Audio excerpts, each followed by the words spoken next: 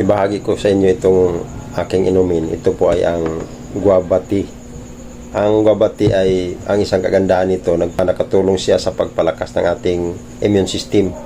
Nakatulong din siya ng pagpa-improve ng ating digestion system at nakapababa siya ng stress. Meron siyang anti-anxiety properties.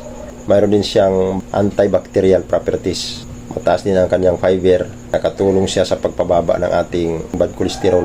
Nakatulong siya sa pagpalusog sa ating mga puso.